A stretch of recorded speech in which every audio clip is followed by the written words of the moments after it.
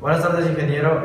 Nosotros vamos a hablar nuestra exposición va sobre el módulo 1. Nuestro grupo está conformado por Gabriela Rodríguez, Vanessa Escobar, Yulisa Jiménez, Angie Valdés y mi persona, Nicolás Apolo. Esperamos que sea de su agrado.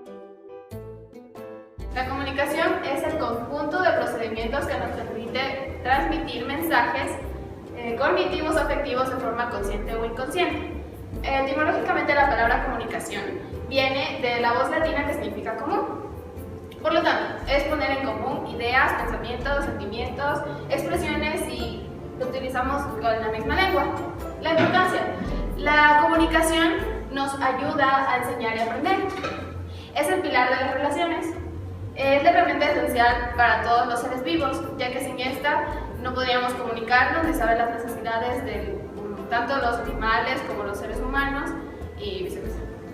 La influencia de lo que pensamos de nosotros mismos y de los demás, ya que así expresamos lo que sentimos, lo que necesitamos y entre otras expresiones. La comunicación científica. La comunicación científica es la transmisión y puesta en común de ideas. Viene también la palabra ciencia, del latín cire, saber, en donde el conocimiento es un aliado para expresar alguna información, investigación o experimentación o descubrimiento. La importancia. Para los científicos es muy importante transmitir sus descubrimientos a la ciudadanía.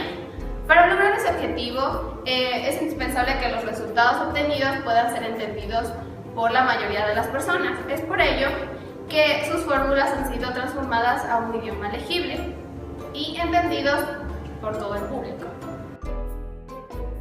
La comunicación oral y escrita. La comunicación oral. La comunicación oral es el medio por el cual el ser humano transmite sus necesidades múltiples utilizando una misma lengua, que sistematizada produce el habla para interactuar con los seres sociales. Características de la comunicación oral. Para que haya una comunicación oral se necesita un órgano auditivo, es decir, poder escuchar, oír. La comunicación se presenta según el orden progresivo sucesivo que ocupa cada palabra en la cadena hablada. El hablante puede provocar lo ya dicho, pero en efecto provocado en el destinatario no se puede corregir. Ejemplos de comunicación oral. Las conferencias, oratorias, discursos, el panel, simposio, conversaciones, noticieros, etc.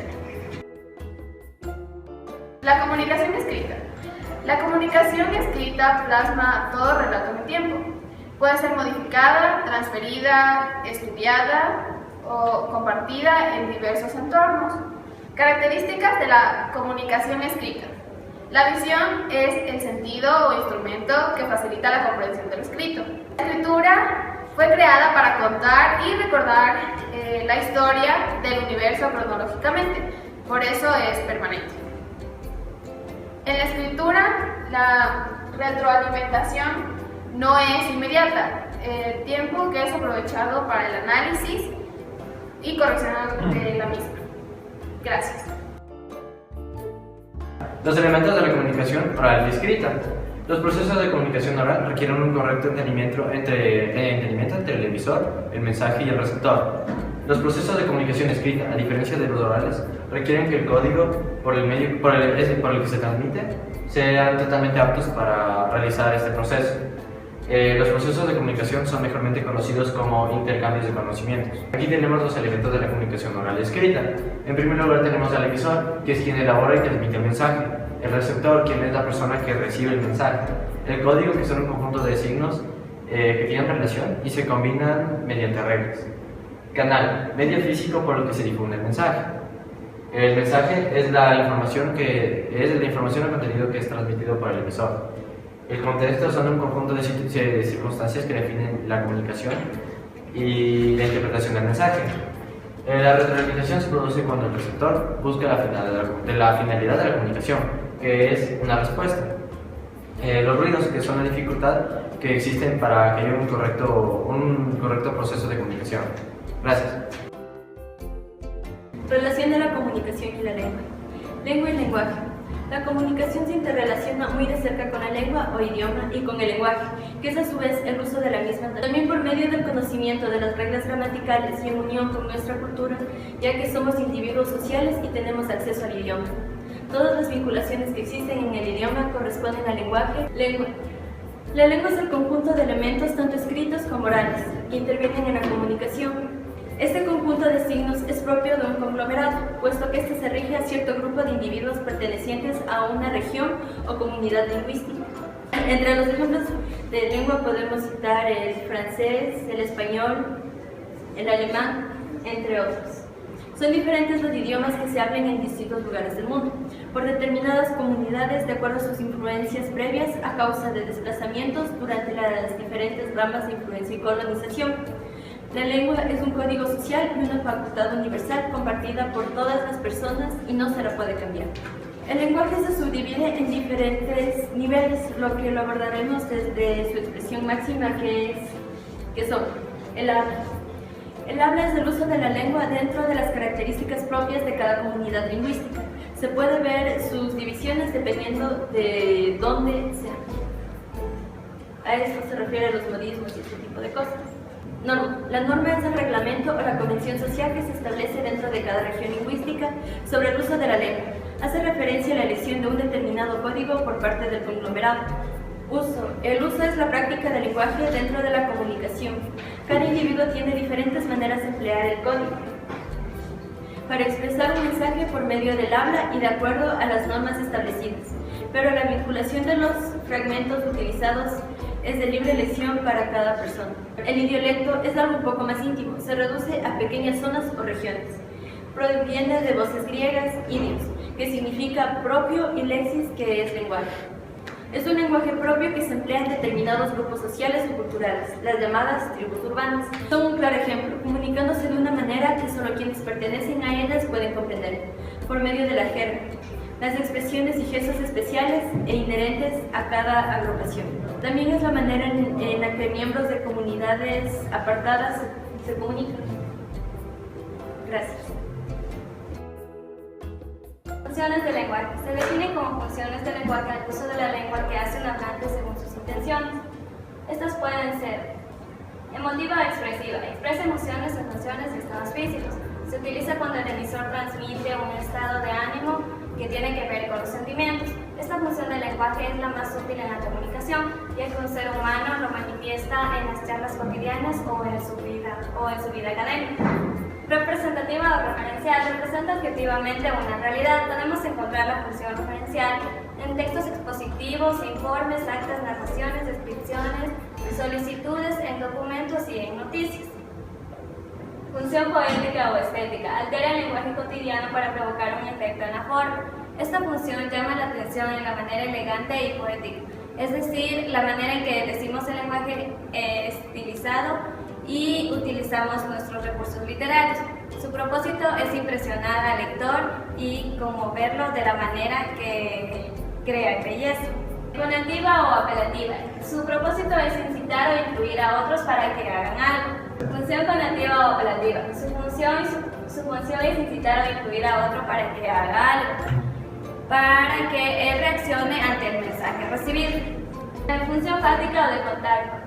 Abrir, cerrar y mantener la comunicación se lleva a cabo mediante interacciones físicas, lingüísticas y emotivas que implican la conexión, el contacto y la transmisión de la exposición de valores y la estimulación de sentimientos.